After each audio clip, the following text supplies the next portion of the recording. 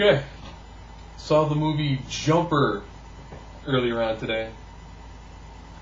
Very interesting concept. I like the fact that when they jump from one spot to another spot, they bring a little bit of whatever they were with them. That was kind of neat, like when they show in the trailer where he teleports when he's underwater and brings the water with him into a library. A library that must be the most unlucky library in the world by the end of the movie. Okay, now, here's some of the problems that I kind of had with the movie. One, it's way too short. He seems to go through the whole, he was a young kid, mom left him, dad's an alcoholic, and then you realize he can teleport, and then from that moment on, his life is awesome. And he does what everyone would do if you could teleport. He robs banks. And he travels all over the world. And occasionally one of the scenes he picks up an attractive woman in London, and then the next he just teleports away and goes back onto his life. Just teleporting, catching where there's some good waves. Fairly interesting, nice concept. I like the special effects work for it. Now the acting. Hayden Christensen does a phenomenal job when it comes to being a brooding character. He was pretty good as Anakin Skywalker in the third movie. In the third movie he was good. Episode 3 he was good. He was decent in Awake. He needs to play a character who the light at the end of the tunnel, it's at the end of the tunnel, and the tunnel just keeps getting longer. In this one, he kind of bounces back and forth between, the brooding loner who has it all, and the brooding loner who's trying to have some sort of relationship with, I think it's Rachel Bleason or Bilson, the ninja chick from the OC, who, not bad, she plays a decent role in being the girl that, that Hayden more or less left his perfect life to try to go get after he has a run-in with the Paladins. That's what I did not like about the movie. I could buy that they have some chemistry, but the fact that, from a female standpoint, she goes along with everything. Guy shows up, hasn't seen her in 8 years, takes her to Rome. And apparently they have their first kiss in Rome, then shortly afterwards I'm going to go with they make love, because whenever you see in a PG-13 movie they're taking their clothes off, and then it cuts to something else, and their hair is messed up, they probably end up, having sex.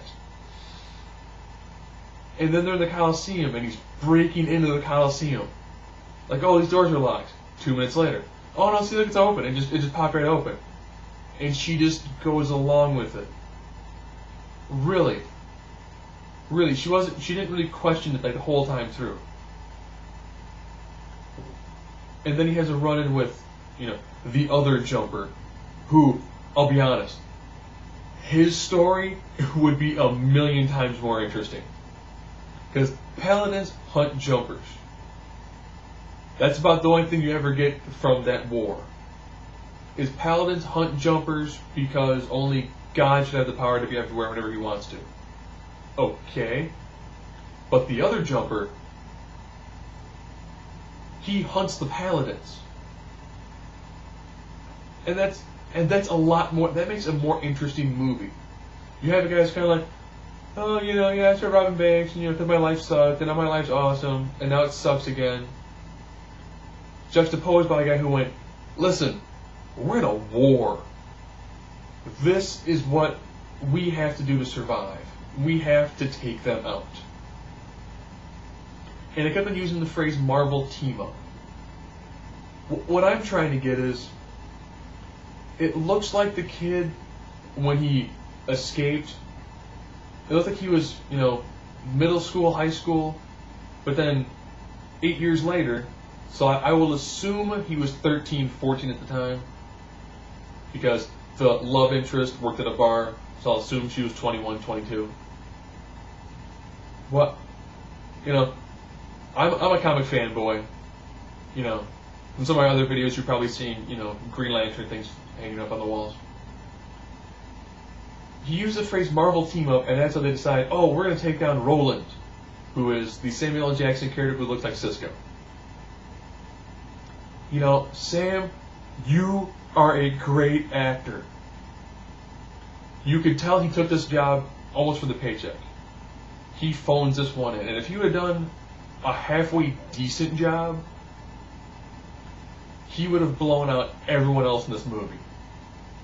But it's a decent movie. It's decent action sequences. Nice. Think of it like the first popcorn movie of the year. There's very little in the way of substance. Whenever it's not an action movie, it drags and the acting is kind of blah.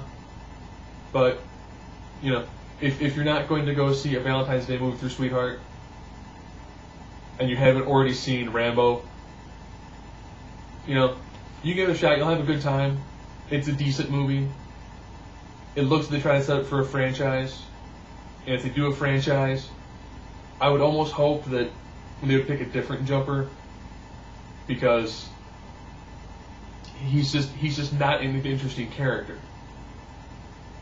But the fact that it leaves with, that the two main Jumpers are still alive.